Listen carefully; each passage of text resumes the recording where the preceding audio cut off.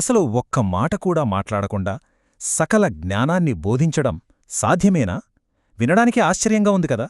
కాని అలాంటి ఒక దైవిక గురువు గురించి ఈరోజు మనం తెలుసుకోబోతున్నాం. ఆయన మౌనంతోనే విశ్వ రహస్యాలను ఛేదించారన్నమాట. సరే, మరింతకీ మాటలే లేకుండా ఆ మహోన్నతమైన జ్ఞానాన్ని అందించిన దేవుడెవరు?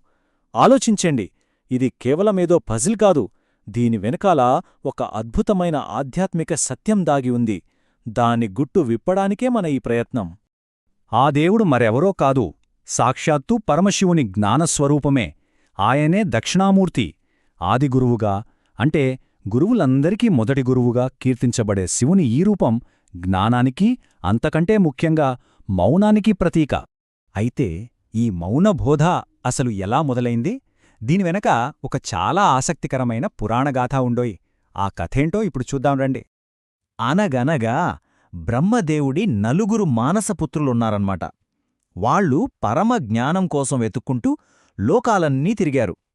చివరికి వాళ్ళు ఒక మర్రి చెట్టు కింద ఒక యువకుడి రూపంలో ఉన్న శివుణ్ణి చూశారు. ఇప్పుడు చూడండసలు వింత. ఆ యువ గురువు ఒక్కటంటే ఒక్క మాట కూడా మాట్లాడలేదు. కేవలం తన మౌనంతో, ఇంకా తన బుటనవేలిని చూపుడువేలుతో కలిపి చూపించే చిన్ముద్ర అనే ఒక సింపుల్ సంజ్ఞతోనే వాళ్ల సందేహాలన్నిటినీ తీర్చేశారు. వాళ్లకి బ్రహ్మజ్ఞానాన్ని అందించారంటే నమ్మగలరా? చూశారా, ఈ కథ ఒక చాలా ముఖ్యమైన విషయాన్ని చెబుతోంది. అదేంటంటే, నిజమైన జ్ఞానమనేది మాటలకు అందనిది, దానికి మాటలు అవసరం లేదని. మరి అసలు మాటలు లేకుండా బోధించడం ఎలా సాధ్యపడుతుంది? ఏంటా మౌనబోధన వెనుకున్న రహస్యం? తెలుసుకుందాం. అందుకే దక్షిణామూర్తిని మౌన వ్యాఖ్యాత అని పిలుస్తారు. అంటే మౌనం ద్వారానే అన్నీ వివరించగల గురువు అని అర్థం. ఇది మన స్కూల్లో వినే పాఠంలాంటిది కాదు.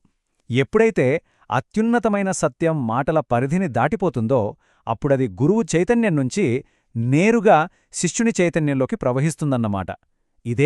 ఇదే మౌనబోధనలోని అద్భుతం. సరే, ఇప్పుడు దక్షిణామూర్తి స్వరూపాన్ని గమనిస్తే అది కేవలం ఒక విగ్రహంలా అనిపించదు. అది ఒక సంకేతాల నిధిలా ఉంటుంది. ఆయన రూపంలోని ప్రతి చిన్న అంశానికి ఒక చాలా లోతైన అర్థం దాగి ఉంది. ఇప్పుడు ఆ సంకేతాల అర్థమేంటో ఒక్కొక్కటిగా చూద్దాం. చూడండి, దక్షిణామూర్తి రూపంలో ప్రతీదీ ఒక సందేశమే. ఆయన కూర్చున్న మర్రిచెట్టుందే, అది శాశ్వతమైన జ్ఞానానికి గుర్తు. ఇక ఆయన చేతిలో ఉన్న అగ్ని, అది మనలో ఉండే అజ్ఞానాన్ని కాల్చేస్తుంది. ఆ మెడలోని పామేమో భయాన్ని జయించడాన్ని సూచిస్తుంది. అన్నిటికంటే ముఖ్యంగా ఆయన పాదం కింద నలిగిపోతున్న రాక్షసుణ్ణి చూడండి.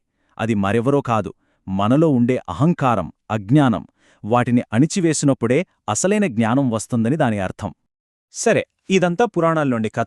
మరి దక్షిణామూర్తి కేవలం ఆ కథలకే పరిమితమా? అంటే అస్సలు కాదు. ఇప్పటికీ ఈ రోజుల్లో కూడా జ్ఞానం కోసం చూసేవాళ్లందరికీ ఆయన ఆరాధన చాలా ముఖ్యం. అందుకనే గమనిస్తే ఈ రోజుల్లో కూడా స్టూడెంట్స్, టీచర్స్ వాళ్ల చదువుల్లో విజయం కోసం దక్షిణామూర్తిని పూజిస్తారు. అంతేకాదండోయ్, జ్యోతిష్య శాస్త్రంలో కూడా గురుగ్రహానికి సంబంధించిన దోషాలేమైనా ఉంటే వాటి నివారణకు ఆయన పూజ చాలా మంచిదని చెప్తారు. ముఖ్యంగా బుధవారం, గురువారం రోజుల్లో ఆయనని పూజించడం చాలా శుభప్రదంగా భావిస్తారు. సో చివరిగా చెప్పాలంటే దక్షిణామూర్తి తత్వాన్ని ఒక్క వాక్యంలో ఎలా చెప్పొచ్చు? మాటలకు అందని ఆ పరమ సత్యాన్ని మౌనంగానే బోధించగల ఏకైక గురువు.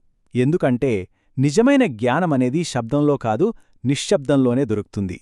ఆ నిశ్శబ్దాన్నే ఆయన మనకు బోధిస్తారు.